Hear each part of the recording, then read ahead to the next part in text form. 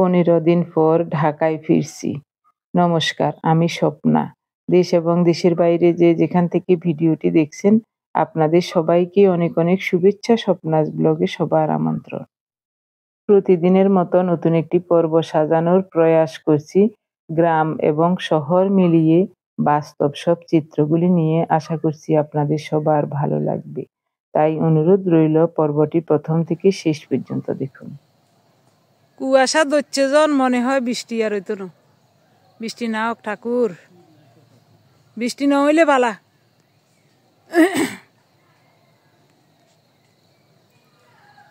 ওহ, কি সুন্দর লাগে গো দেখতে। 9টা-10টার দিকে বের হব, এত সকাল সকাল বের হব না, সব কিছু গুছিয়ে রেখে তারপরে বের হব। এটা হলো আমাদের ঘরের উত্তর সাইড। এদিকে সবার আসা যাওয়া আনাগোনা থাকে, কারণ এদিকে সবার জমি জমা উত্তর সাইডে।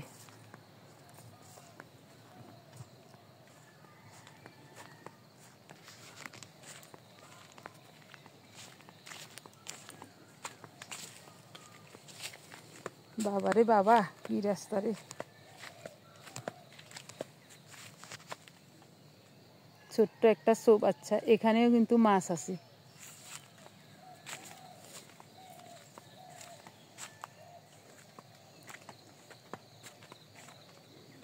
দেখি গোপালে কি কাজ করে।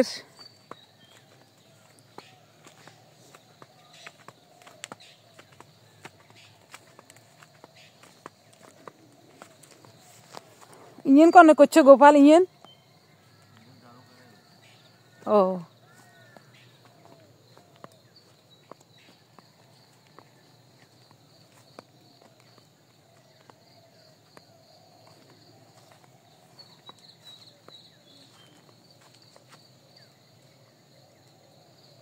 মা গো মা, দৃশ্যটা কি সুন্দর লাগে। ঢাকায় যায় বড় পর্দায় দেখুন। হ্যাঁ, এইসব দৃশ্য বাড়ির ধন্যা নিল। এখানে ধন্যা উঠায় আবার শাক ফেলাম।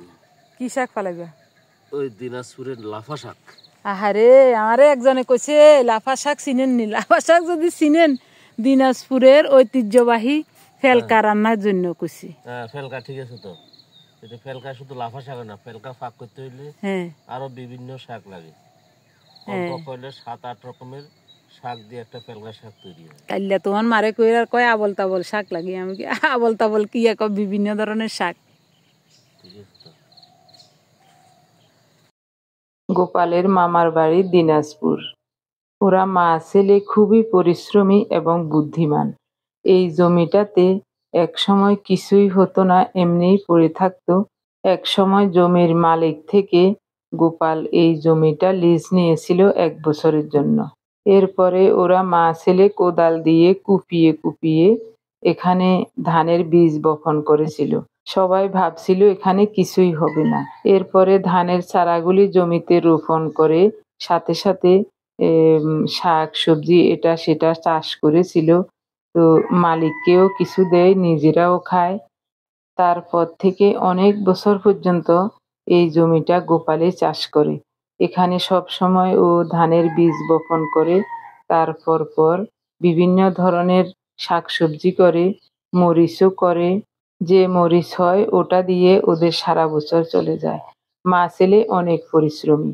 গোপালের ছোটবেলায় 2 ভাই বোনকে রেখে ওদের বাবা মারা গেছে, সেই থেকে মাই তাদের একমাত্র সম্বল ছিল। এরপরে দিদি 2 ছেলে মেয়েকে নিয়ে এখানে চলে আসেন। এখানে যখন আসছিলেন, বাইরের জমি জমা আর বাড়ির ভিটা ছিল, ঘরও ছিল না। মা ছেলে আস্তে আস্তে তিলে তিলে সব গড়িয়েছেন, শুধু পরিশ্রম করে। ওদের পরিশ্রম এবং জমিতে ফসল ফলানো দেখে ওদের দেখা দেখি এখন আমাদের এদিকের চাষবাসেরও অনেক উন্নতি হয়েছে। অনেকেই ওদের দেখা দেখি চাষ করে, মরা জমিতেও ভালো ফসল ফলায়। একসময় গোপালের বাবা, জ্যাঠা, কাকারা দিনাজপুরেই ব্যবসা বাণিজ্য করত। ওখানেই ওর বাবা বিয়ে করে থেকে গিয়েছিল। গোপালের মাকে নিয়ে তিনি কখনো বাড়ি আসেন নাই, তার আগেই মারা গেছেন। গোপালের মা পরে ছেলে মেয়েদের নিয়ে ভাইদের কাছে থেকেছিলেন অনেক বছর। ছেলে মেয়েরা যখন একটু বড় হয়েছে তিনি তখন ওদেরকে নিয়ে এখানে চলে আসছেন। এখন জায়গা সম্পদ, ঘর বাড়ি সবকিছু নিয়ে গোপাল অনেক সমৃদ্ধ। মা, ছেলে, বউ বাচ্চা নিয়ে অনেক ভালো আছে।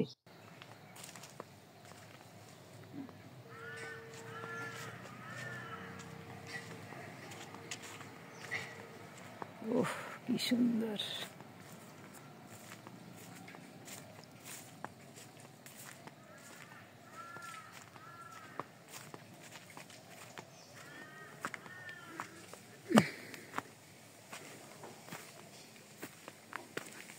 চুলাটা টিন দিয়ে ঢাকা দিয়ে রেখেছি।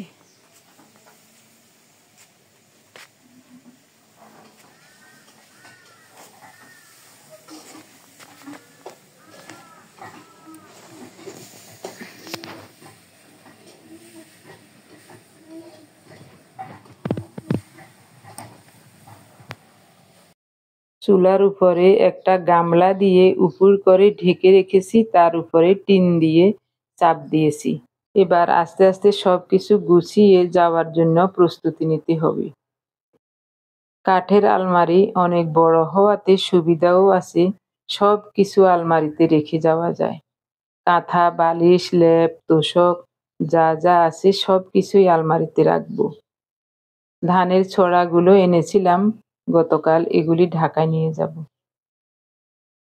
গত বছরের ভয়াবহ বন্যায় আলমারিটা ভেসে ফ্লোরেই চিত হয়ে পড়েছিল 7-8 দিন। জলের তলায় ছিল 4-5 দিন। এজন্য প্লাইউডটা নষ্ট হয়ে গেছে। পিছনে কিন্তু প্লেন শিট আছে। বুদ্ধি করে পিছনে প্লেন শিট দেওয়াতে এখনো ব্যবহার করা যাচ্ছে। যখন আলমারিটা বানিয়েছিলাম মিস্ত্রি দাদাকে আমিই বলেছিলাম পিছনে প্লেন শিট দিতে। উনি বলেছেন প্লেন শিট দিলে কেমন হবে। তখন দিয়েছিলাম ইঁদুরের ভয়ে, কিন্তু এখন ওই জিনিসটা দেওয়াতে আলমারিটা এখনো সোজা হয়ে দাঁড়িয়ে আছে। না হয় এটা একেবারেই নষ্ট হয়ে যেত। ভাবছিলাম কিছুই খাবো না, আমাদের অভ্যাস আছে দুপুর পর্যন্ত কিছু না খেয়ে আমরা থাকতে পারি, কিন্তু গোপালের মা দিদি খোলাজা পিঠা বানাচ্ছেন। উনি আমাদের দুজনকে ডেকে নিয়ে আসলেন পিঠা খাওয়ার জন্য। ঘরের কিছুটা কাজ সামলিয়ে রেখে আমি সহ চলে আসলাম। উনি বলছিলেন গুড় দিয়ে খেতে, না হয় তরকারি দিয়ে খেতে। তো আমরা কিছুই খাবো না, শুধু শুধু খোলাজা পিঠা খাবো। খোলাজা পিঠা গরম গরমই ভালো লাগে খেতে, কিছুই লাগে না। নতুন চাউলের পিঠা হওয়াতে গরম গরম শুধু শুধুই খেতে ভালো লাগছে। নাতি নাতনিরা স্কুল কলেজে চলে যাবে, ছেলে যাবে দোকানে, তো তিনি পিঠা বানাচ্ছেন আর বৌমা স্নান করে পূজা করছেন। শঙ্খধ্বনি, উলুধ্বনি, সেই সাথে ধূপের গন্ধ সব মিলিয়ে পরিবেশটা খুবই সুন্দর, খুবই ভালো লাগছে। আপনি যদি এই প্রথম আমাদের ভিডিওটি দেখে থাকেন, সম্পূর্ণ পর্বটি দেখার পর যদি একটুও ভালো লাগে, আমার অনুরোধ রইল চ্যানেলটি সাবস্ক্রাইব করে আপনার মূল্যবান মন্তব্যটি লিখে জানাবেন। ফেসবুক থেকে ভিডিওটি দেখে থাকলে পেজটি ফলো, লাইক, শেয়ার করে আপনার মূল্যবান মন্তব্যটি লিখে জানাবেন। যে কোনো গঠনমূলক মন্তব্য করতে পারেন, কোনো সমস্যা নাই, আমি আপনাদের সকল মন্তব্যের উত্তর দেব। বিছানার সবকিছু আলমারিতে ঢুকালাম এবং ব্যবহারের থালা বাসন এগুলিও ধুয়ে শুকিয়ে আলমারিতে ঢুকিয়েছি। তারপরও কত জায়গা দেখি, কত বিশাল আলমারি। নিচের তাকে ব্যবহারের জিনিসপত্রগুলো রেখেছি, আর বাকিটাতে কাঁথা, কম্বল, কাপড় চোপড় সব রেখে যাচ্ছি। আমাদের নিত্য ব্যবহারের কাপড়গুলিও রেখে যাব, এগুলি নেব না। সৃষ্টিকর্তার দয়া থাকলে কয়েকদিন পর আবার বাড়ি আসব, সেই আশা করে সবকিছু রেখে যাচ্ছি। 3 বস্তা কুড়া রয়ে গেছে, একজন নেবে নেবে বলছিল কিন্তু আসে নাই। তো আমাদের যাওয়ার সময় হয়ে গেছে, ঘরেই ঢুকিয়ে রেখে যাচ্ছি।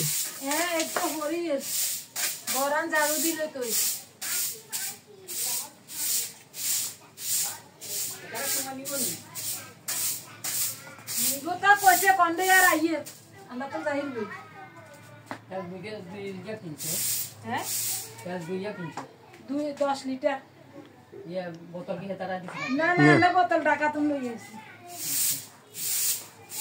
অন্য খাইতে করতে কত ভালো লাগে অন্য খুঁজে দিতে কি করুম গো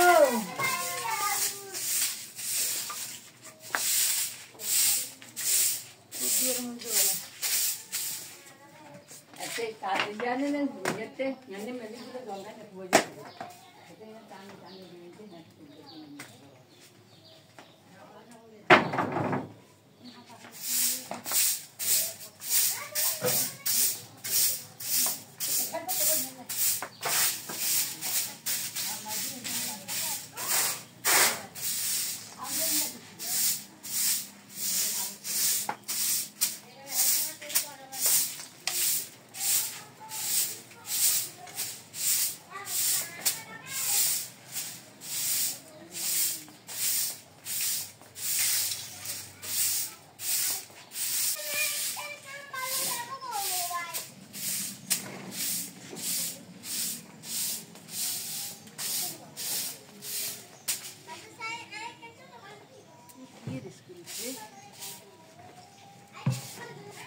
হিন্দি আবার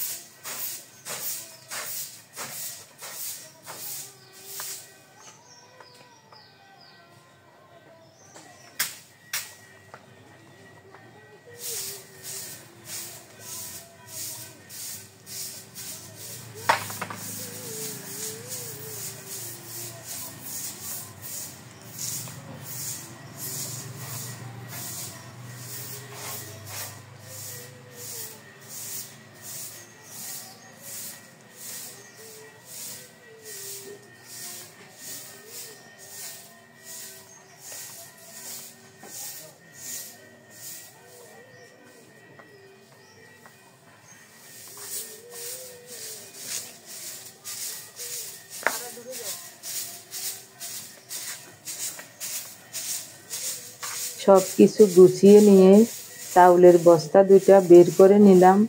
গতকাল সরিষা ভাঙানোর ওই মিল থেকে 10 লিটার সরিষার তেল এনেছিলেন, এগুলি ঢাকায় নিয়ে যাব।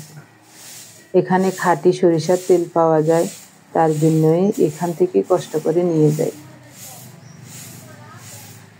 ঢাকায়ও আছে খাঁটি সরিষার তেল, কিন্তু বিশ্বাস কম, তার জন্য এখান থেকে কষ্ট করে নেওয়া।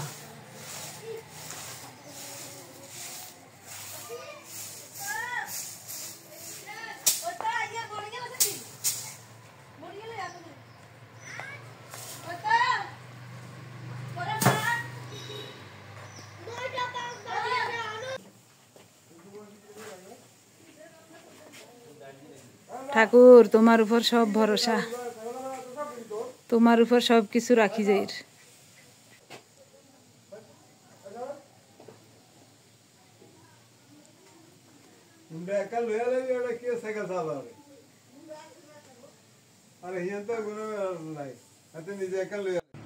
এখন দিনের 11টা বাজে, আমরা রওনা দিলাম।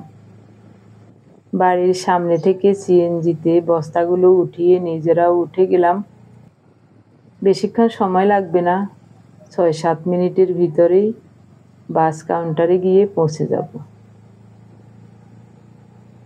আমরা লালপোল থেকে ঢাকা চট্টগ্রামের বাসে উঠেছি। মহিপাল এসে যাত্রী নিচ্ছে, বাসটা একটু দাঁড়িয়েছে। এদিকে একজন বাদাম বিক্রেতা উঠেছিল, ওর থেকে 20 টাকার বাদাম নিয়েছি। তো এখন বসে বসে বাদাম খাবো আর চারিদিকে দৃশ্য দেখতে দেখতে চলে যাব, আপনাদেরকেও দেখাবো। আমাকে ভিডিও করতে দেখে বাদাম বিক্রেতা বলছে, দিদি আপনি কি কন্টেন্ট ক্রিয়েটর? আমি বলছি হ্যাঁ। বলছে চ্যানেলের নামটা কি বলেন, আমি ভিডিও দেখব। তো ওকে নামটা বললাম, স্বপ্নাস ব্লগ। 2টা আপেল, একটা শসা পরিষ্কার করে ধুয়ে খোসা ছাড়িয়ে কেটে বক্সে ঢুকিয়ে নিয়ে আসলাম বাসে বসে খাওয়ার জন্য। তো প্রথমে বাদাম পেয়ে উনিও বাদাম খেতে খুব পছন্দ করেন, আমার কাছেও ভালো লাগে, তাই বাদাম নিয়েছেন। এখন বাদাম খাচ্ছি।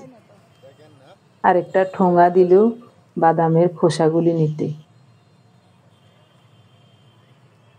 ছেলেটা অনেক ভালো, আমাকে অনেক কিছু জিজ্ঞাসা করছিল,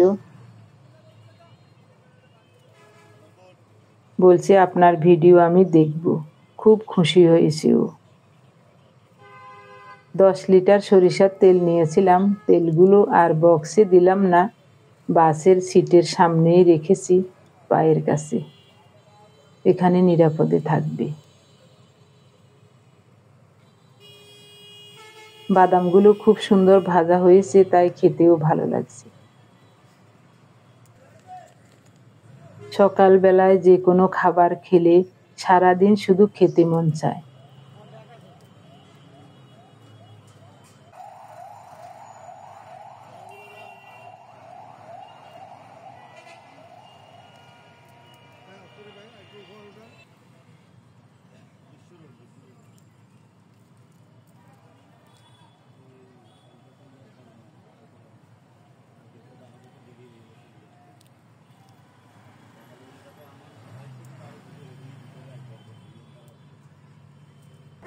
বাসে নিরলা বসে আছি, তবে ফেলে আসা সব কিছুর কথা খুব মনে পড়ছে।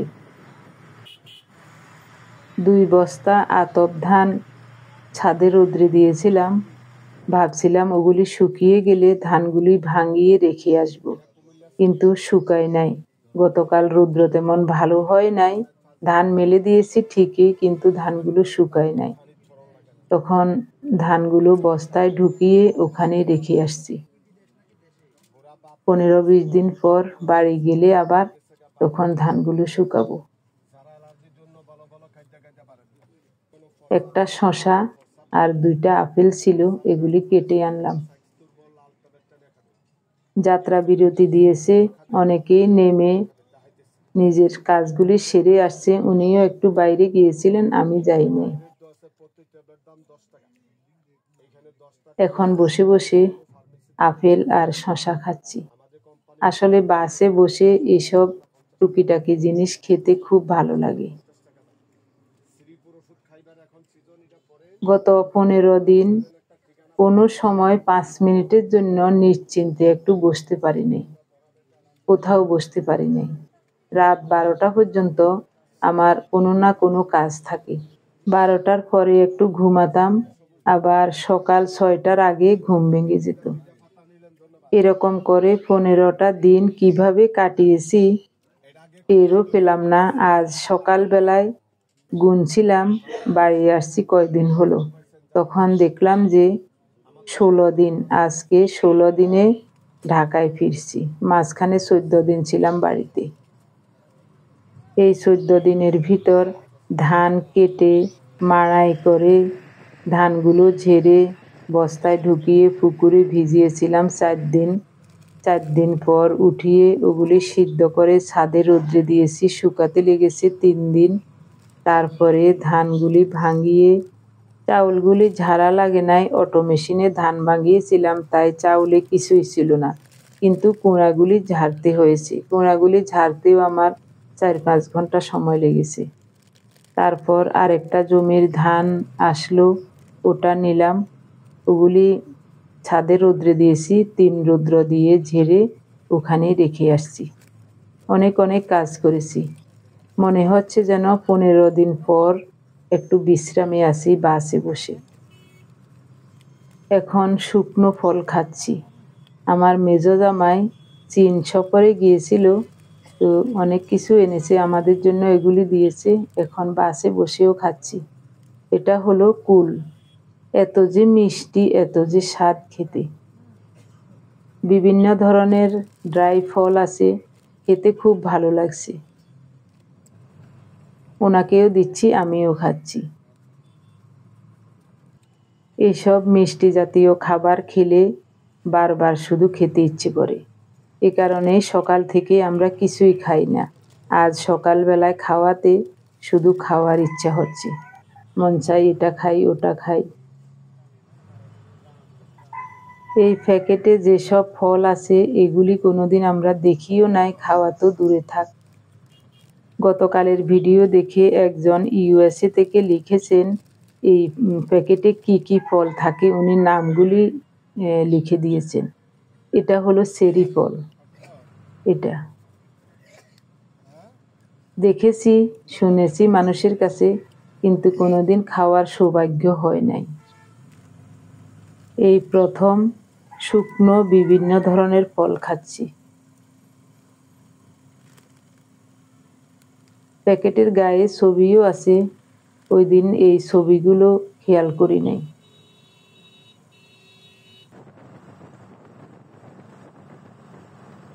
অনেক আগে ঢাকা চট্টগ্রামের এক রাস্তাই ছিল, আসা যাওয়া এক রাস্তাই হতো, প্রায় জ্যাম থাকতো রাস্তায়।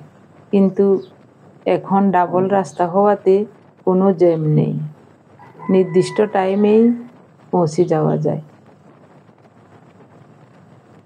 ঢাকা থেকে ফেনীর দূরত্ব কম নয়, তবে রাস্তা ভালো হওয়াতে অল্প সময়ে চলে যাওয়া যায়। 2.5 থেকে 3 ঘন্টা সময় লাগে। বাস যদি ভালো হয় 2.5 ঘন্টায় ঢাকা পৌঁছে যাওয়া যায়। আমরা বাসে উঠে কিছু দূর আসার পর রুমা ফোন দিয়েছিল, ওরাও ট্রেনে উঠেছে। ওদের ট্রেন ছেড়েছে কক্সবাজার থেকে 12টা 30-এ। তো আমরা বাসে উঠেছি প্রায় 12টার দিকে। সৃষ্টিকর্তার দয়া থাকলে আমরা পৌঁছে যাব 2টা-2:30টার দিকে পৌঁছে যাব, আর রুমারা আসতে আসতে রাত 9টা-10টা বাজবে। গতবার আমরা ট্রেনে চড়েই কক্সবাজার গিয়েছিলাম। ঢাকা থেকে ট্রেন ছেড়েছে রাত 10টায়, কক্সবাজার গিয়ে পৌঁছেছি সকাল 8:30টায় মনে হয়। আমরা মেঘনা গোমতী সেতু পার হয়ে গেলাম, আর বেশিক্ষণ সময় লাগবে না, বাসায় পৌঁছে যাব। ঘরের কি অবস্থা হয়েছে দেখুন। ওই 2 বালিশের কভারও দেখা যান না, কভারও নাই।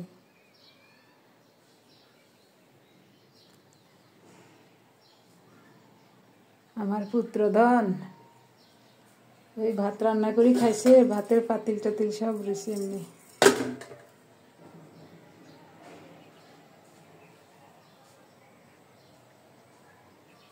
প্রথমে চুলাটা পরিষ্কার করে ডাল ভাত বসিয়ে দেব, তারপর আস্তে আস্তে সব কাজ করব। মাছের পাতুরি আনছিলাম, পাতুরিটা চুলার উপর বসিয়ে দেব। পাতুরি গরম হলে ডাল আর পাতুরি দিয়ে আমাদের দুপুরের খাওয়া হবে। রাতে আবার রান্না করব। আমার মেয়ে রুমা, জামাই এরা আসবে, রাতে রান্না করতে হবে। তাই শুধু এখন আমাদের দুজনের জন্যই রান্না করব।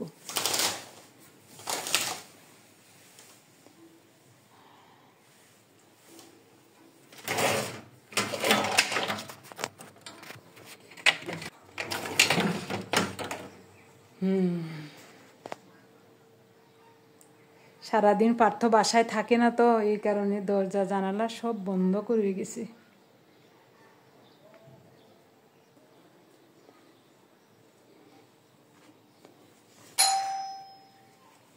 চলে আসেনি। কি আনছো? ফুলকপি, বেগুন, কাঁচামরিচ, পেঁয়াজ। ফুলকপি, বেগুন, কাঁচামরিচ, পেঁয়াজ। হেলনের ডাল, ফুলকপি দিয়ে হেলনের ডাল রান্না করব, বেগুন ভাজা করব রাতে, আর মাছের পাতুরি তো আছেই। এই যে মাছের পাতুরি, সেদিন যে মাছের পাতুরি করছিলাম ওটা। এখন পাতুরিটা খুলে কড়াইতে বসিয়ে দেব গরম হওয়ার জন্য।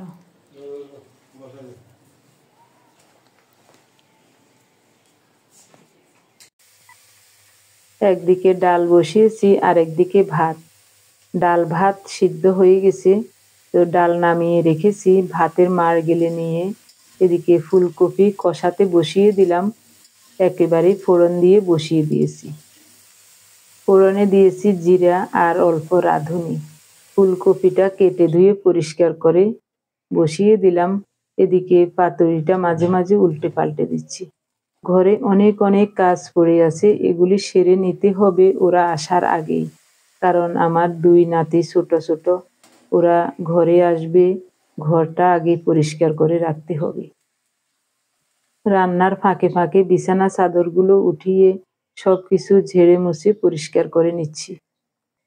এদিকে রান্নাও হয়ে যাচ্ছে। রান্না শেষে আমাদের খাওয়া দাওয়া হবে। তারপরে ঘরটাকে ঝেড়ে মুছে পরিষ্কার করে 2টা বাথরুম পরিষ্কার করব। এরপরে অনেকগুলো কাপড় ভিজিয়েছি, ওগুলো ধুয়ে দেব, তারপরে স্নান করব। ওরা আসতে আসতে রাত মনে হয় 10টা বাজবে। মাঝে মাঝে ফোনে কথা হচ্ছে ওদের সাথে। অল্প করে জিরা ভেজে গুঁড়ো করে নিয়েছি, দিয়ে দিলাম। খুব সুন্দর মতো রান্না হয়ে গেছে ফুলকপি দিয়ে হেলনের ডাল।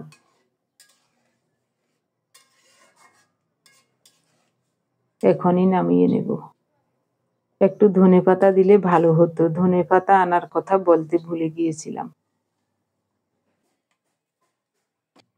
পাতুরিটা সুন্দর মতো গরম হয়ে গেছে, আমাদের জন্য ভাত বেড়ে নিয়েছি।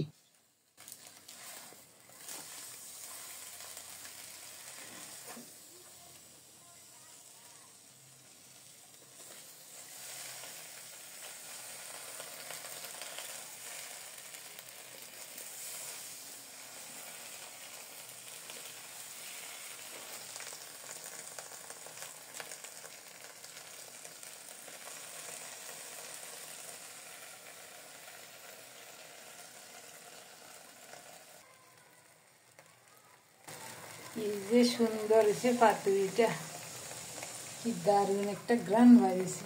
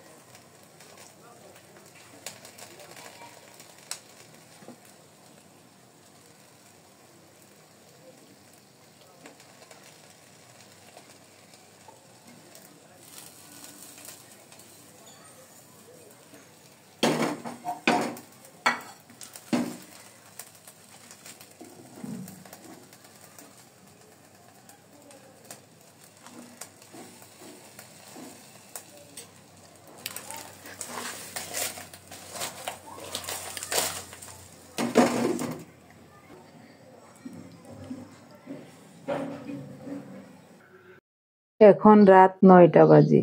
রুমারা এখনো কমলাপুর এসে পৌঁছায় নাই। এদিকে আমার সমস্ত কাজ সারা হয়ে গেছে, পুরো ঘরটা একেবারে ক্লিন করে নিয়েছি। স্নান করে মোবাইলটা হাতে নিয়ে বসলাম, তখনই মনে পড়লো আগোছালো ঘরটা আপনাদেরকে দেখিয়েছিলাম, কিন্তু এখন মোটামুটি একটু গুছিয়ে নিয়েছি, আবার একটু দেখাই। আমার প্রিয় ভাই বোন বন্ধু স্বজন, আপনারা যারা প্রতিনিয়ত ভালোবেসে আমাদের ভিডিওগুলি দেখে যাচ্ছেন এবং ভিডিও দেখে সুন্দর ও গঠনমূলক কমেন্টস করে আমাকে কাজ করার শক্তি এবং সাহস জুগিয়ে যাচ্ছেন, আমি আপনাদের সবাইকে জানাই অজস্র অজস্র ধন্যবাদ, অভিনন্দন এবং কৃতজ্ঞতা। সেই সাথে আজকের সম্পূর্ণ পর্বটিও কেমন লেগেছে কমেন্টস করে জানাতে ভুলবেন না। রান্নাঘরেরও সব কিছু ধুয়ে মুছে পরিষ্কার করে রেখেছি, এখনো সামলাই নেই। ছোট ছোট বক্সে করে ওর জন্য তরকারি রান্না করে রেখে গিয়েছিলাম, ওগুলি খেয়ে বক্সগুলো অমনি রেখে দিয়েছে।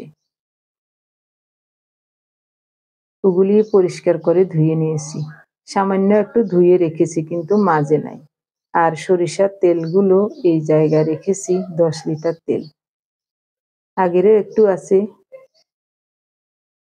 এদিকে কতগুলি কাপড় ধুয়েছি দেখুন, বড় এক বালতি কাপড়। তো কাপড়গুলো ধুয়ে জল ঝরানোর পর এই বালতিতে রেখেছি। এই কোনাটায় এনে বালতিটা ঢাকা দিয়ে রাখলাম যেন ধোয়া কাপড়ের উপর কিছু না পড়ে। সকালবেলায় রৌদ্র উঠলেই ছাদে নিয়ে এগুলি দিয়ে আসবো মেলে। দিনের বেলায় এসব কাজগুলি করতে অনেক সময় লাগে, কাজের অনেক ক্ষতি হয়। রাতের বেলায় হওয়াতে নিরলা কাজগুলি সারিয়ে নিলাম।